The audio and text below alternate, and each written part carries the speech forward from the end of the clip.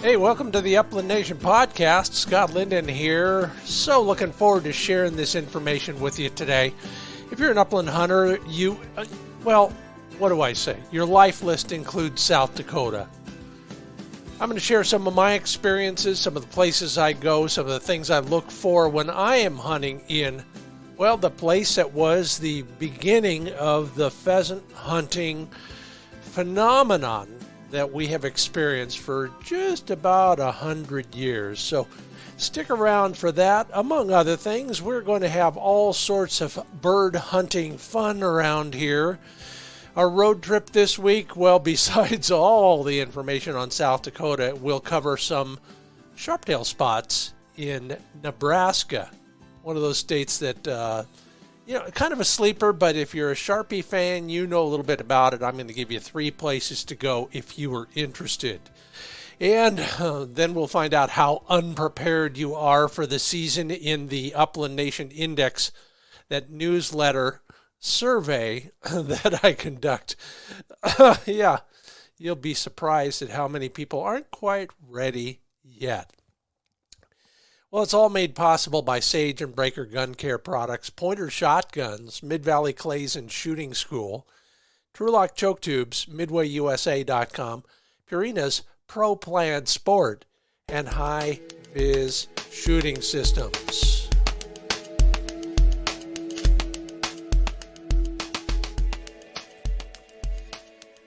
Whatever I've done in the past, one of the things I cannot take any pride in is the accuracy of my shooting. As you well know, I might be the worst shooter on television, but I'm still working on it, as you know, taking lessons and practicing a lot. Right now, if I tell you about it, maybe I'll even do it more, and that is less gun movement and more eye movement, focusing more with the eyes, but not swinging the gun quite as much. That's kind of where I've narrowed it down. You go to the range, you swing around, and you look where the target's going to come from. That's too much swing around, so at least for me. Maybe you have a different shooting problem. I've got many. That's the one that's highest priority right now. Seems to be working. You move your gun too much, there's so many variables. It's just hard to hit flying targets. That's what I'm up to. You are shopping. Yeah, everybody's got something on their list. I asked recently in the newsletter, what new piece of gear is your highest priority for this hunting season? Top of the list, 24% of you said new boots. Well, I hope you've got them coming because you got to break them in first. Second on the list, 20% of you are still looking for a new shotgun. I got some recommendations for that coming down the pike here at the Upland Nation podcast. Some new clothes, a new hunting vest, an e-collar or GPS collar. 12% of you are still in the market. It's I know. We're always looking for better stuff, and that might be the reason for this. But, good luck on your shopping experience. Hope you find what you need, where you need it, and in the case of the boots, start wearing them to work. Somebody's got to get them broke in. We're brought to you in part by Purina, ProPlansport.com. Go to ProPlansport.com and learn more about the nutritional science behind this incredible dog food. They've been in the business of feeding athletic dogs for a long dang time. They figured out that the important stuff includes omega-3 fatty acids and glucosamine. Flick is now 6. So that's really helping out with his joint health and mobility. I think it has, much like for us, I think it has a lot to do with not only the long-term functioning of a joint, but also with pain relief, if you want to call it that. And then all sorts of other things in there, including DHA, which helps nourish brain and vision health. Yeah, a dog could sure use that in the field. ProPlan Sport 30-20, 30% protein, 20% fat, made for all life stages. Support your hunting dog from puppyhood through their senior years. Learn more at ProPlansport.com. midwayusa.com. Hey, and here's something new from midwayusa.com. I wonder if I can get this too. Sign up for the emails or their text notifications and you'll get 10% off your next order. Yeah, and they've always got something new coming down the pike. So take a look at midwayusa.com. Every page has an offer for you to sign up for their email or text notifications. It's worth 10%, and that's on top of the incredible customer service and their guarantee of satisfaction. It's all right there at midwayusa.com.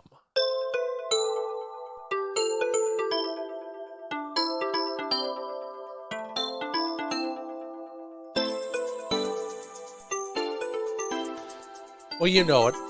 One of my favorite places. I love going there. In fact, one of my regrets is this is the first season in a long time I am not going to South Dakota.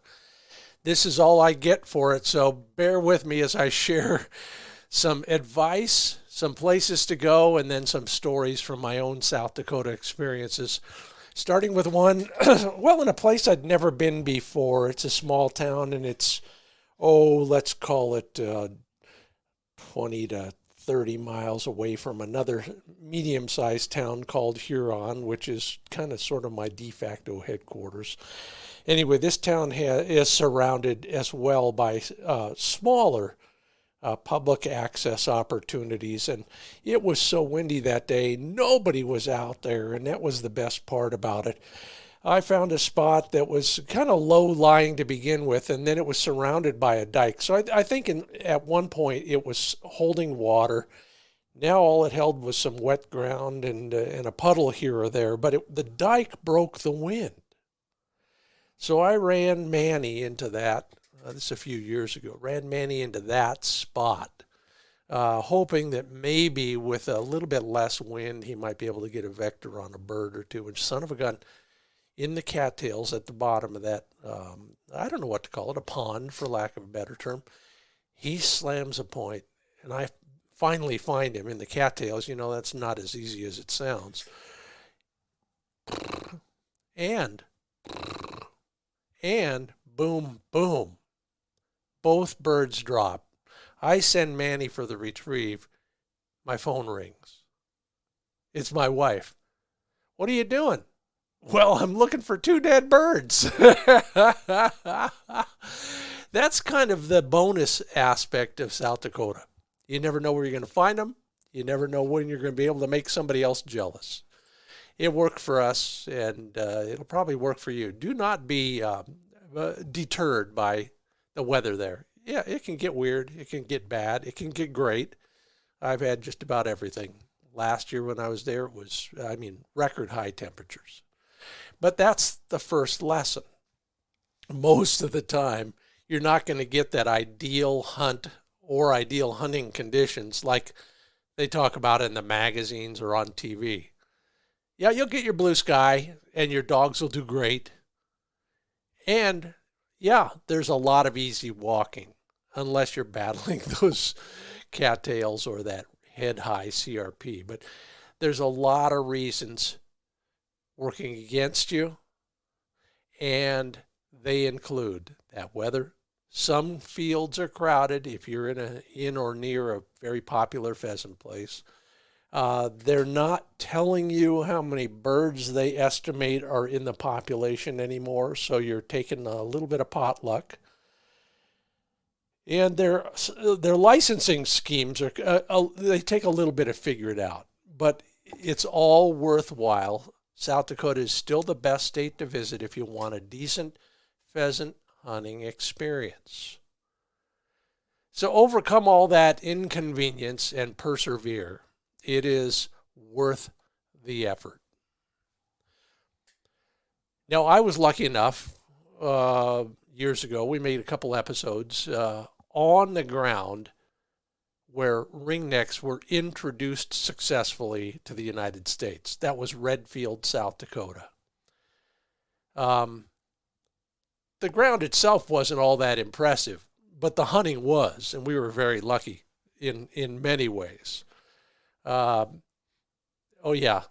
on the exact spot, I missed.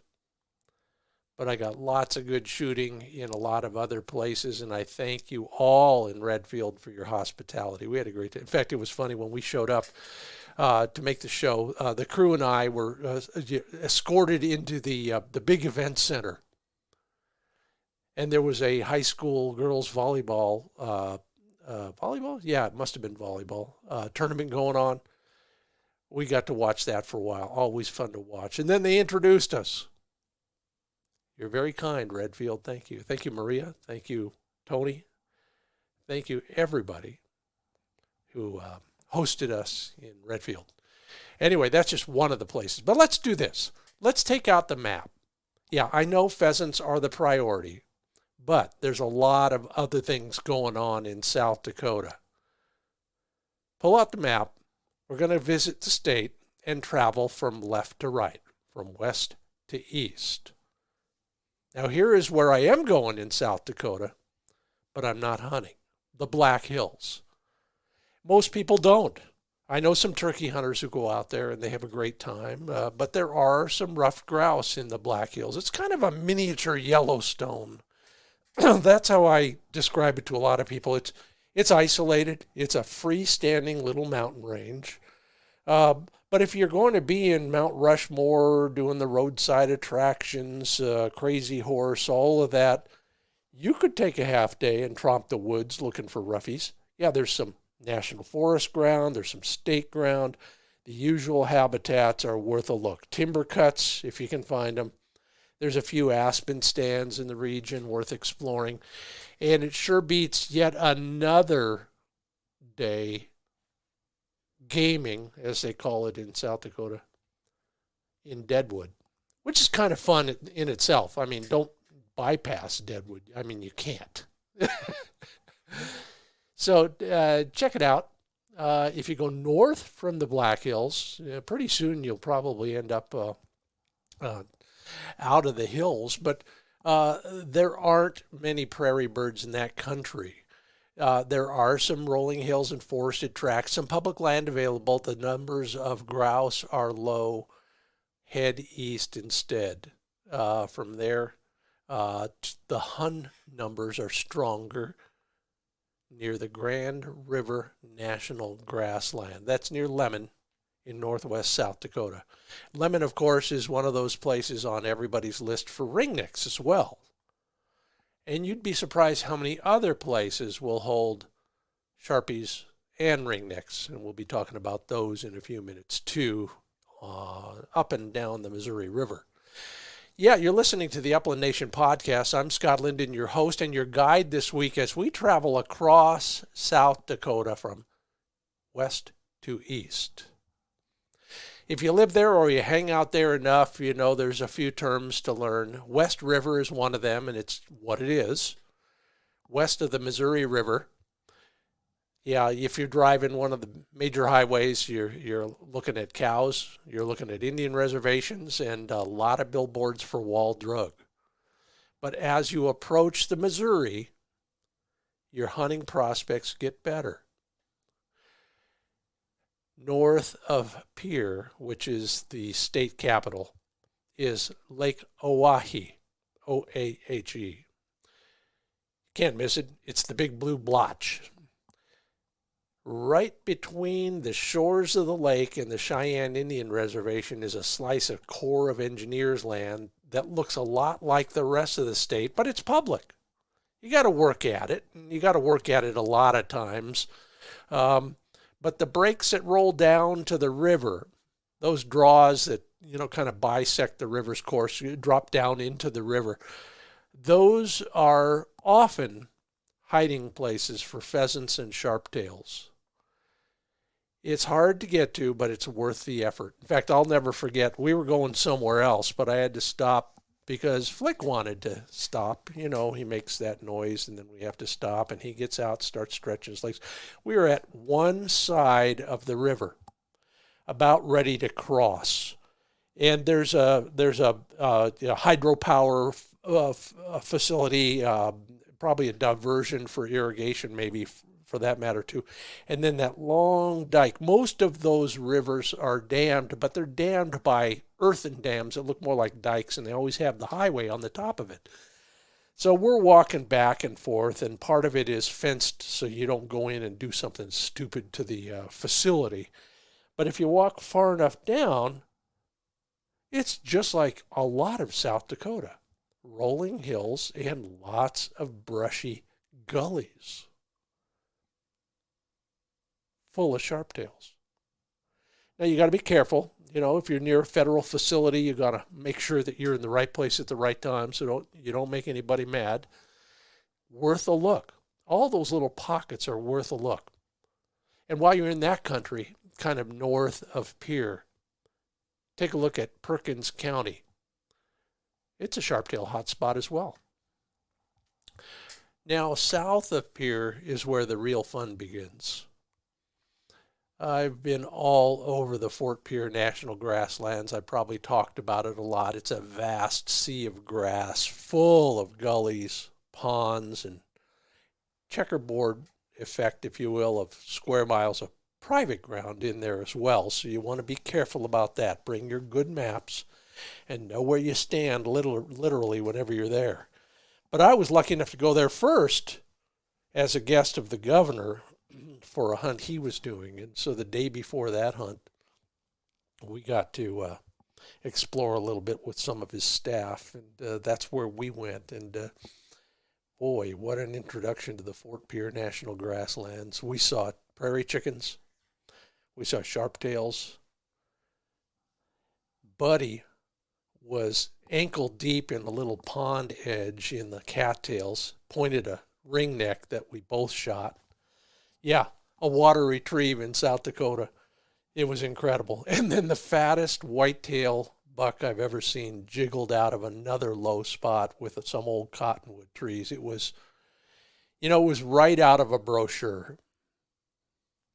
You can do it too if you're willing to walk. I mean, there's a lot of ground there, and there's a lot of water sources too. And believe it or not, that's where a lot of the there's even some waterfowl there, but that's another story. Look for water sources, look for access up and down Highway 83 east and west of Highway 83. You could take potluck on the entry points and find birds. Now, most of my stories from the grasslands include sharptails and chickens. Yeah, I've seen pheasants. I've shot a couple pheasants, as I said, but most of the time, unless you're really lucky, based on my discussions with other people, it's a grouse kind of a hunt. We were on horseback once, well, more than once, but this particular time, having a heck of a time finding birds.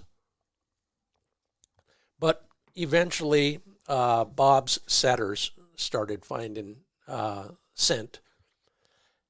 And Bob's horses are so well trained, and maybe you saw one of these episodes, that when the dogs go on point, the horses stop already. And in fact, you can, I think the horse people call it ground tie them. You just drop the reins and they'll pretty much stay where they are. And we'll go up on the pointed birds. And this day, every single bird I shot was a prairie chicken. And I'm a little colorblind, so, it's hard for me to know which is which. The limit is the same. You can shoot 3 of either or 3 of a mixed bag, but that's the limit on grouse in South Dakota. Wow, it was incredible. Incredible. Mainly because those were the first chickens I shot. Also, though, because I was hunting from 9 feet high in the air thanks to the horse. And no, I did not fall off. More than once or twice. No, I did not. No. But it was it's a once-in-a-lifetime experience. I'm lucky enough I've been able to do that 5 or 8 times. I don't remember now in various places, but try it if you can. One time, though, we were in the wrong place at the wrong time. We had a setter pointing and a setter backing, but we had it figured out wrong. We were just the reverse.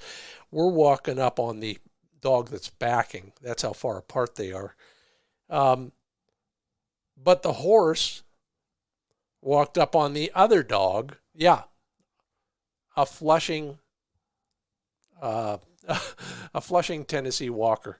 Yeah, I guess that's what I'll call it. We didn't get a shot on that, safety first and all that stuff, but it was still kind of fun. Now, east of Highway 83 along Interstate 90 is where the pheasant hunting hotbeds are congregated. Presho, Vivian, farther south in that area, Winter and Gregory. Now, they all have a lot of private ground and a lot of privatized hunting operations, and there's some great ones out there. And then they have a lot of public access ground as well. So if you're looking at the map and you're going east on Interstate 90, look around that area and see what kind of public access ground they have. Because it's so intensively farmed, there's less sharptail and chicken territory, but there is still some. And anywhere agriculture is open or you're on public ground next to agriculture, you might find some fat ringnecks. All right, east of the river. This is where it all happens. This is ground zero. Across the mighty Missouri, you're in the heart of pheasant country. The closer to the river you are, the better your shot at sharptails. The farther you get, and it becomes a ringneck game. You can follow Highway 281, north and south, and there is a bunch of public access up and down that highway. Little towns that you've read about or you've seen their ads, whatever. Chamberlain, Wolsey, Huron, which, by the way, has the world's largest pheasant statue, always worth a picture. Mitchell, take a picture of the Corn Palace while you're there. They got a pretty good craft brewer, too. Out in that country, it's all about ag, corn and soybeans. There is some grassy prairie, there is some CRP, and there's some water. And we'll talk more about that in a minute. There is some water that's worth your attention. In fact, you can concentrate on that kind of the southeast corner of the state, and you'll find birds in any number. Your odds are best there. I mentioned water. Well, if you're looking for your bucket list hunt, find public ground or private ground that's open to public along the James River. It's a very well-managed waterway. They're doing all sorts of things to improve the habitat. Some wonderful projects going on. And while, most scientists will tell you the pheasants don't need water, they seem to congregate around it. And I've seen them on, grassy fields going right down to the water. I've seen them in the tangle of old cottonwood groves on the other side and everywhere in between. I pushed them out of what amounts to irrigation ditches. And I think that for some reason, once in a while, they do come to water. We were at one spot on the river where it was almost like a golf course fairway on our side, but it dropped. It was as if somebody had cut off the ground and it dropped precipitously like a cliff down to the river. But in the low spots where the buffalo had years ago, centuries ago probably, created low spots from wallowing in there. 2 Labradors we were working with. By the way, there was 3 altogether, a brown, a yellow, and a black. What do you call a matched trio? Yeah. Anyway, they bumped a couple ringnecks out of those low spots, and one of them was really fun. We got this on camera, too. We watched that bird fly up and then head straight across the river. And you've probably seen this. I see it happen all the time. I don't care what kind of birds they are. They always want to get across the water. I get it. Most predators can't fly or swim.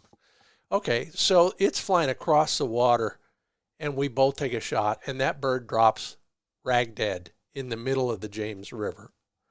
Now, it may as well be a pond. It doesn't move very fast, but before we could even look for the dogs. They were down the cliff and in the water, all three of them. The young brown dog didn't quite make it. He was outswimmed by the older dogs, but they all three got a piece of it as they paddled their way back. The yellow one made the climb with the bird in her mouth, but that was fun. You never know where you're going to find those birds on that side. They're everywhere or nowhere. Yeah, I've had days like that too. And if you're having one of those, maybe it's time to drive northeast. Yeah, there's plenty up there. And in fact, lots of places that I would love to spend more time on as you get closer to Minnesota and North Dakota. I like Watertown and Aberdeen as jumping off points for public access ground in northeast South Dakota. Had some wonderful times in both. Aberdeen, we did some shows there. We've never done a show in Watertown, but we've had some great times. They're aptly named Watertown. It's got, that's kind of the beginning of the lake region. They call Minnesota the land of 1,000 lakes. It's probably closer to 10,000, but some of them are actually closer to Watertown. And when some of the bigger parcels of public access are already taken, poke around, see what you can find. I found a little pond south of town a little ways that nobody wanted to bother with. It was probably a 5-acre pond, and it was surrounded by cattails with a few old craggy cottonwoods here and there. Had a great time there until the caller says Manny's on point in those cattails. So I, battle my way through the cattails, and I'm looking at that handheld controller, and it says, he's right there, and I'm looking, I still can't see him. I have to put the gun down and part the cattails to see him, and he is on point, but it's a funny point. And they look at you, they side-eye you. Their foot may be up, but it's kind of relaxed. The tail might be moving. This is not a bird. I part the cattails a little bit to my left. It's a raccoon, and he is basically pointing my dog. So we got a Mexican standoff going on there. And I can see nothing but downsides to this one. So I step in between. That was probably not the smartest thing to do, but at the moment, that's what I thought I should do, is get between them. Maybe they'll and they did. They went their separate ways. Manny stood back a few feet. The raccoon waddled away in the other direction, and I put him on that traffic lead, and we walked out of there as fast as we could. Yeah, the good news is I did shoot a bird on the other side of that pond and got another South Dakota water retrieve. Yeah, thanks for your hospitality, Watertown. And Casey in Aberdeen, you guys, you're the bomb. Thanks so much for having me so many times. Yeah, if you're playing a numbers game in South Dakota, here are my picks. You want to ensure access and possibly high bird numbers. My list includes Huron, Aberdeen, Mitchell, and Brookings. Now, if you're after sharptails, it's a different story. Marshall, Day, and Grant counties in the northeast part of the state should be on your radar as well. Yeah, we're rolling here in our adventures across the state of South Dakota. You're listening to the Upland Nation podcast. I'm Scott Linden. Solo turn today. I thought it would be fun to share this as we get ready for the season and maybe your visits to South Dakota. Now or in the future. We got more coming up, including a look at Nebraska's sharptail hotspots. It's all coming up right after this. HiVizSites.com is where you see what you've been missing. Yeah, that's their line, and it's absolutely true. I'm using my new HiViz sites to advantage. I don't care how you shoot. knowing where your muzzle is helpful. You don't want to focus on it, but you want to know it's there. You want to learn more about why. Take a look at a video I produced on this subject, and take a look at how easy it is to install these HiViz sights. Most of them will install with just a magnet on your muzzle, your gun barrel, your rib. HiViz, V-I-Z, sights, S-I-G-H-T-S, HiVizsights.com. There's a reason they're installed as original equipment on Rugers, Smith & Wessons, Benellis, Brownings, and Remingtons.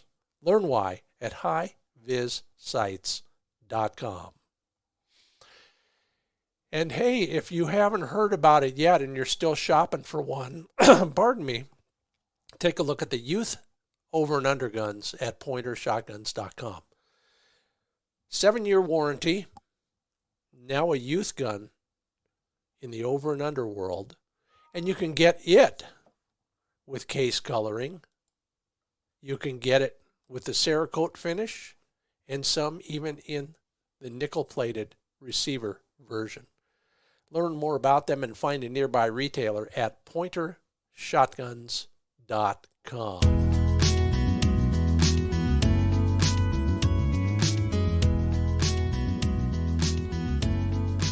Continuing our South Dakota adventure, I've hit on the spots that I like. Probably will mention a few more. You can't go wrong. You can throw a rock in any direction, you'll probably hit a game bird. But if you throw it into the right spot, your chances grow.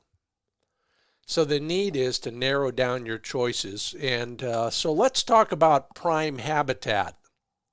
That's the first thing to look at when you get to South Dakota and you're looking for public access.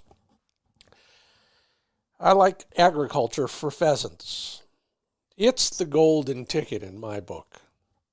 So if you can find anything in their public access program that is next to, or sometimes even includes, corn or soybeans, it's a no-brainer.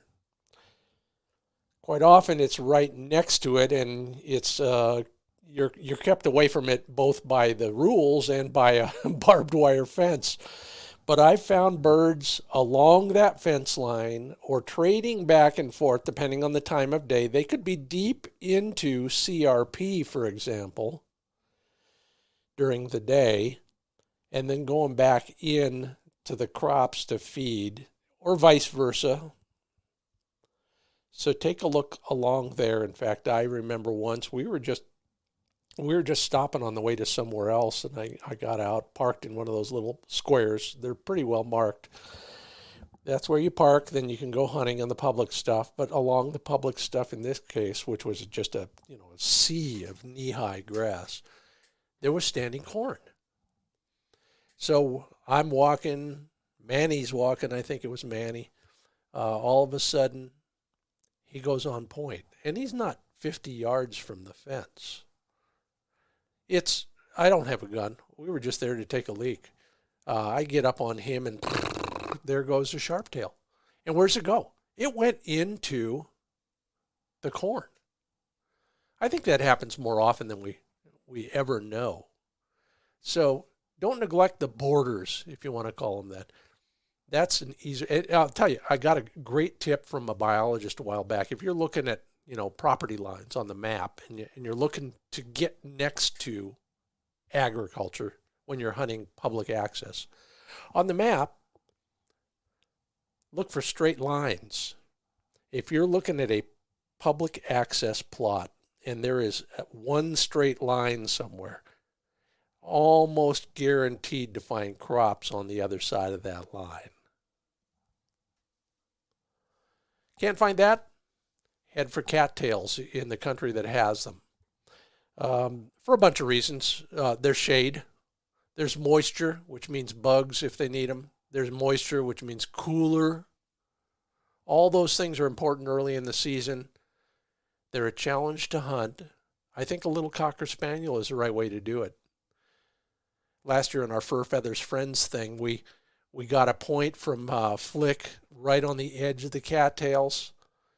They were so thick, When I sent him in for the retrieve, he bounced off over and over again.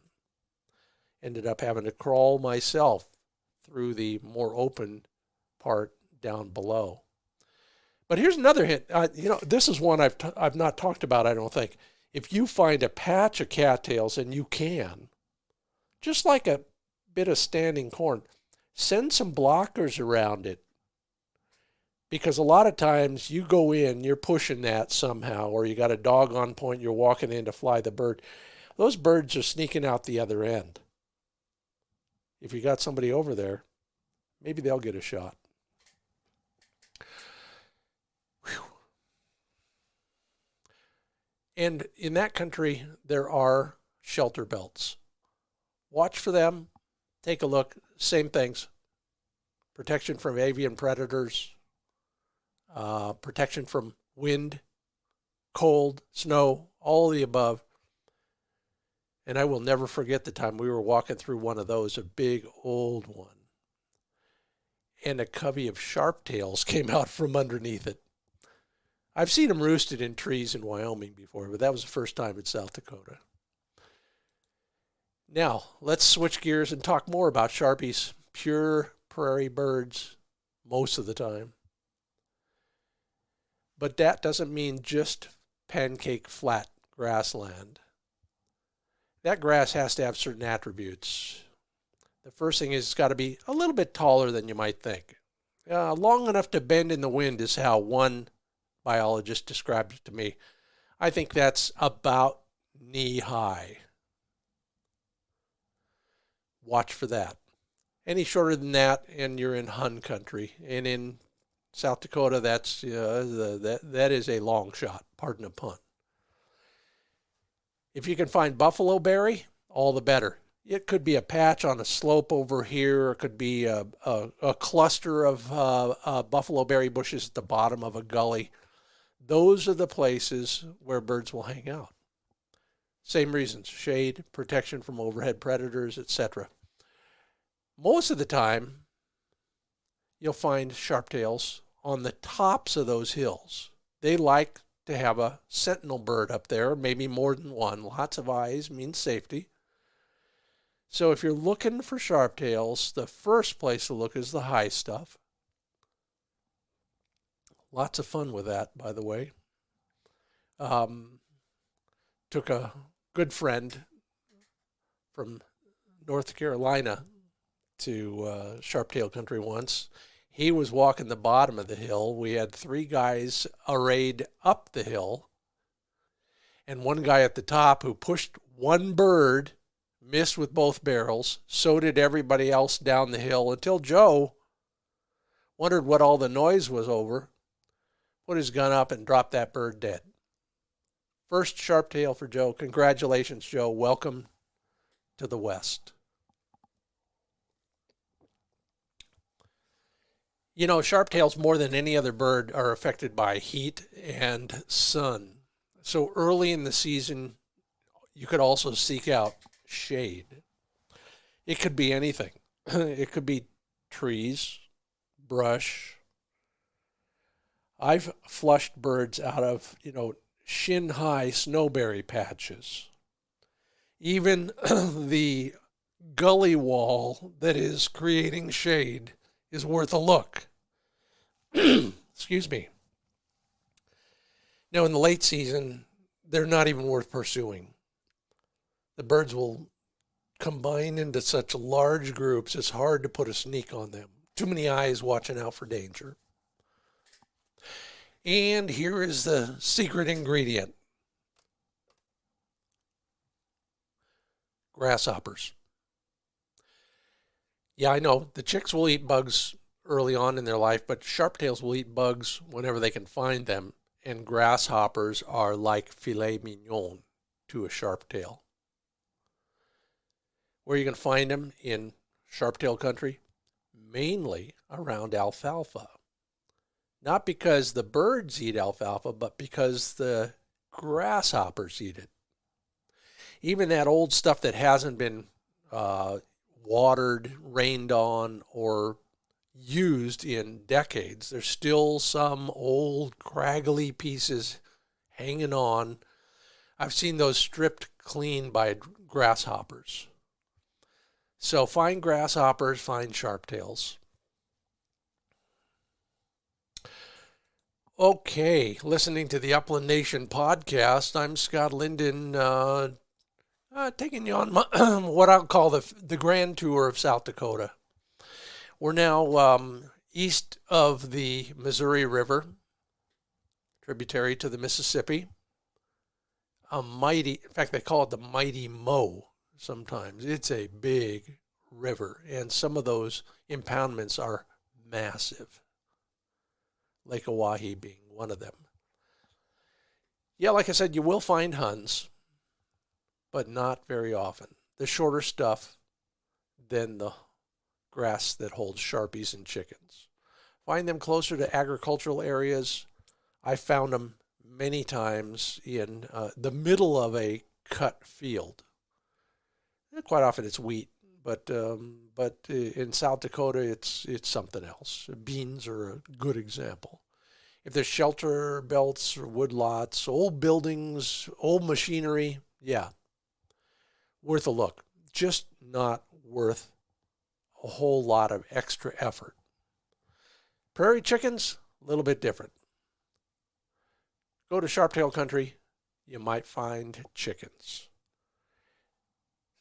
I've never seen it. I've never seen Sharpies and chickens get up together, but they've been close a few times. So if that's a bucket list bird for you, go to good Sharptail country. The Fort Pierre National Grasslands, for example. That's where I've shot the most chickens on any given trip. Let's talk strategy now. If you want to bag pheasants in your solo or in a small group, bring a flushing dog. If I lived in South Dakota, I'd just own Cocker Spaniels and Labradors. If you've ever hunted running pheasants with a pointing dog, you know what that does to you and, more importantly, what it does to your dog. Not very many good things come from that. You can get lucky once in a while. I've had it happen. I've had birds wild flush out of cattails and land in grass. And they'll hunker for a while there and have had some great dog work. I remember last season, Flick did something incredible. He came out of that cattail fluff, wearing a lot of it, slammed a point not 30 yards outside of it in this tall, pretty tall grass. I almost discounted his nose in that one until he would not move. He was rock solid. And neither was the bird. The bird was rock solid for a change. So it does happen. But the best way to do this is with a lot of hunters, some marching, some blocking, in big stands of corn, cut corn, or even CRP. The more the merrier is a way to get a lot of birds. I'm not saying you can't do it with pointers, and I love doing it, and that's all we did last time we were there. Still had a lot of fun. You just see a lot of birds flying away in the distance. They'll run, and they'll run. Oh, and then they'll run. A boisterous lab or a spaniel will get them up before they can run too far, and somebody will get a shot. Here's a trick I learned in another state, but I've used it ever since. You're hunting whatever you're hunting, and you got the feeling there's a bird in there. Your dog's birdie, but he's not pointing.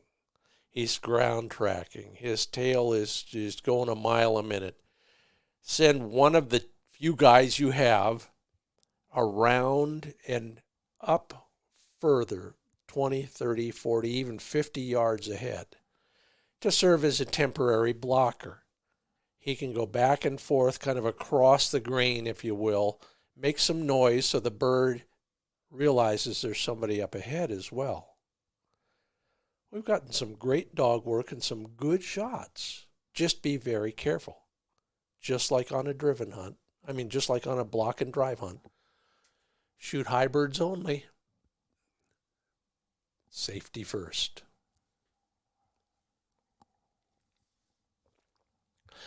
Done the same thing on shelter belts. If you find one and you can walk it, put a blocker on the other end.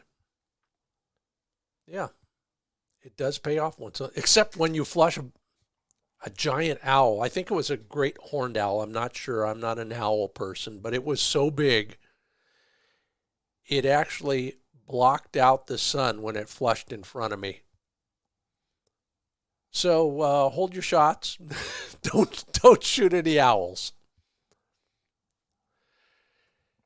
All right, South Dakota. If you couldn't tell by now, I spend a lot of time there, and I'm grateful for it. And if you're headed that way, hoping this is helping you as well, um, let me talk a little bit more about strategy, especially with let's see. Let's go to sharptails for a little bit. They are constantly scouting their surroundings. They like those high spots. So if you can figure out where birds might be on a particular high spot, put a pincher movement on them. Spread out around that knob and get some people coming in from various directions. Someone might get a shot. Look for the shade. Do the same thing. Told you about hunting the edges of crop fields if you can find it. Walk a little bit farther. The odds are good nobody else did. You'll have a better chance at anything you're chasing. Now, both the chickens and the Sharpies will hold pretty good for a pointing dog, especially a big running pointing dog that will cover the mileage that you need to find the scattered coveys or the singles afterwards. Just make sure he's steady enough to hold those birds until you get there. I would look at South Dakota sharptails as a September and really early October hunt. Otherwise, they're just ganged up and it's not worth the effort. Here's a few more hints for you. Sharptails, maybe they're hybridizing with ringnecks. I've hunted lots of taller cover mostly, where, two or three of us and two or three dogs will be working that cover and we'll, cover it pretty well. Get to the end of it. And just because you had that funny feeling, do an about face and walk right back through it in the other direction. Those birds are starting to skulk around and, hide off to the side and get right behind you, just like a ringneck. So if it looks good, consider going back through it one more time.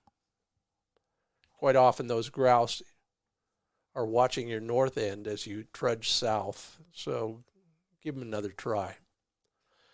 The prairie chicken thing, I've never done it. I don't actually know anybody. I've read about it, but some folks will hunker down in roadside ditches and basically shoot the prairie chickens as they're trading from night roost, from feeding cover to night roost, or vice versa, depending on the time of day.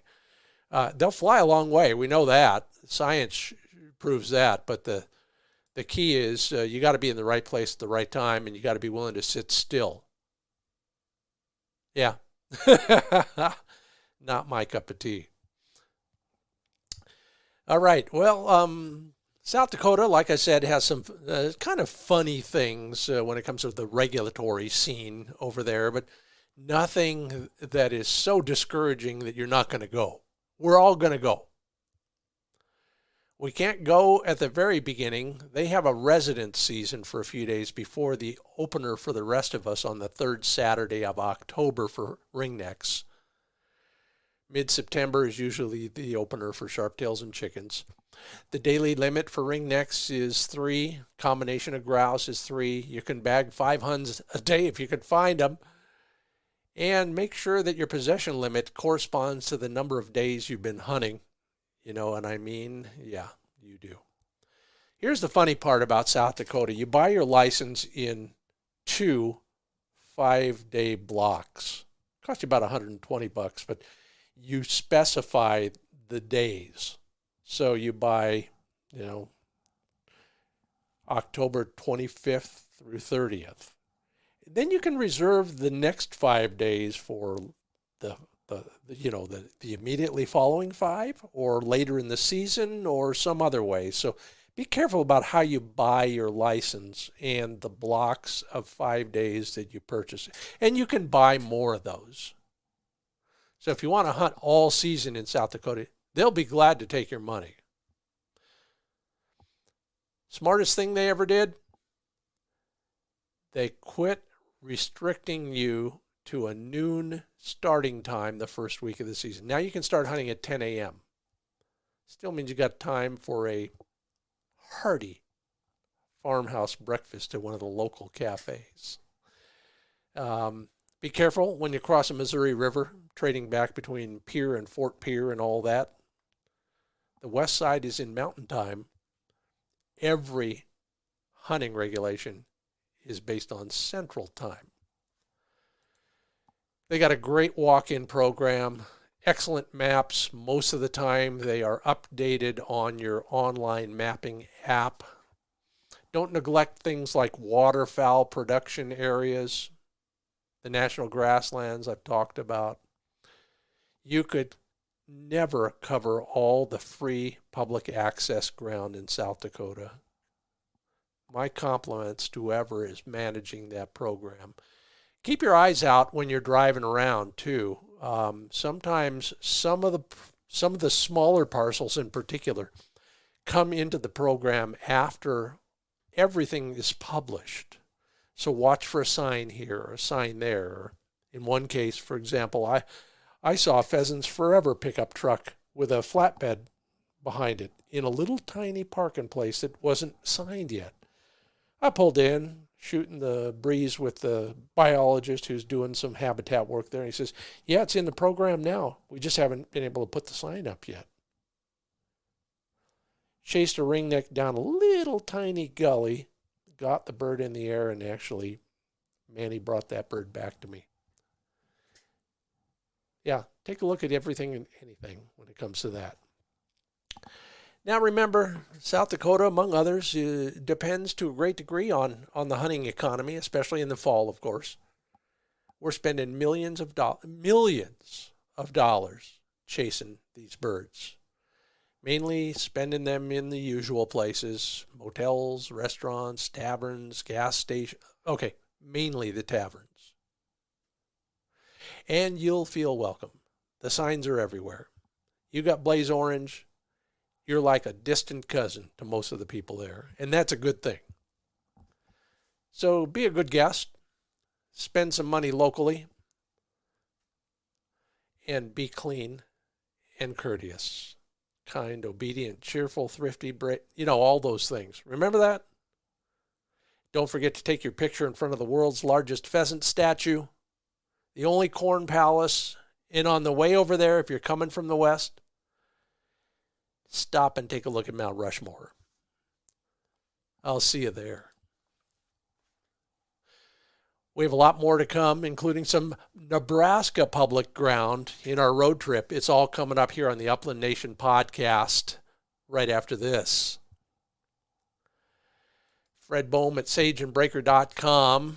You know them. Gun cleaning and care equipment of all sorts, including stuff to carry your gear. Fred says they're just about finished with the final design on a scoped rifle case. If you want one, you better sign up now. Get on the mailing list for future sales, new product notifications, and while you're there, take a good look at all of their gun care products. Stock up now. Leave them in the truck for your South Dakota trip, even if it's to Montana. sageandbreaker.com. And lay in some choke tubes as well, especially if you want to improve your shooting. TrulockChokes.com is where you can go to school on choke tubes. TRULOCK chokes.com. TrulockChokes.com. And over there, Scott Trulock tells me they've finally worked out a way to make those cheapo dove loads more effective. They've modified their Skeet 2 and improved modified choke tubes in 20 gauge by tightening the exit diameter. That improves pattern density on those less expensive shells that we all use for dove hunting. Otherwise, who could afford it? Learn more about the chokes of all kinds, but particularly the dove chokes. We're right up against it there. Take a long look at TrulockChokes.com.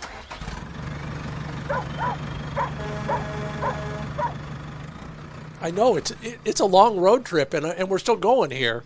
This is the official road trip segment, and I'm going to talk about sharptails in one of the places that I've got to get back to a little bit more often, Nebraska. In fact, I have to. I'm writing a story about it next year. If you want wild places, I know it doesn't come to mind, but it can be.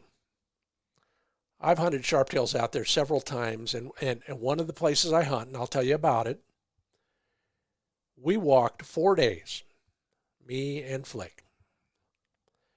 And it was as desolate and wild as any place I've gone. 4 days, we found a whole bunch of ponds. Every low spot in the sand hills, sand hills, which are really sand dunes with grass on them. The low spots collect water. So there's ponds everywhere. There's windmills everywhere. But in that 4 days, once we got off the road, the only other sign of civilization we found was one ancient, crotchety, rusty, creaky, little tiny bed spring. That's wild. Manny also pointed a green heron along the edge of a pond. That was his first Nebraska point. Luckily, he didn't go in for the retrieve. No, I didn't shoot it. I was too gobsmacked by this big bird flying up out of nowhere. Oh, and by the way, those ponds, they're just natural. It's like any place else that gets a lot of water and low spots. And the sand lets that water percolate up to the surface. So I've mentioned it. There's a lot of public land in kind of the Sand Hills region, they call it. 3 of the places that I really like that are worth an effort. You probably have to camp. You can stay in a few towns nearby, but take a look at these. The Samuel McKelvey National Forest. Yeah, I know. There are some trees, but it's mainly not. It's those rolling sand. They're like sand dunes with grass all over them. Valentine National Wildlife Refuge, same general area. And the Crescent Lake National Wildlife Refuge. That's kind of west of the Sand Hills per se, but right in that country. Beautiful country, fascinating places, well worth a look. If you're headed that way, check out the sharptail hunting in the Sand Hills of Nebraska. And the road trip is brought to you by somebody who's always helping you get ready to shoot better, MidvalleyClays.com. They've got a shooting school run by hunters. They know what works. That's why I like to pretend. No, it's not pretending. I'm shooting better thanks to the instruction from them. If you're looking for a sub-gauge gun, they are the place to go with 20s, 28s, and 410s always in stock. And as I've said before, now's the time. The 20% of you shopping for a shotgun take up to $75 off in rebate on a Browning shotgun. Buy it before September 30th. That includes all the Satoris, the Maxus, and the BPS. So no matter your style of shooting, take a look at the rebate program for Browning shotguns at MidvalleyClays.com. Well, thank you for letting me share the magic of South Dakota and a little bit of Nebraska, too, on the Upland Nation podcast. If you enjoyed it, then please tell one person. That's how we grow. Yeah, one person. Send a link, call them, just post something on your social, whatever. Appreciate that in advance. Also appreciate all of you who comment, whether it's on Facebook or in our Upland Nation Insights newsletter. I learned something from all of you. And I learned something from all the folks who leave ratings and reviews as well, so thank you there. And it's all made possible by our kind sponsors, sageandbreaker.com, pointershotguns.com, Purina ProPlansport.com, MidValleyClays.com, and TrulockChokes.com. You can learn more about all of these things and more at findbirdhuntingspots.com. That's where I reside when I'm not on social media or right here. I appreciate you listening. Thanks a lot. I'm Scott Linden. This is the Upland Nation Podcast.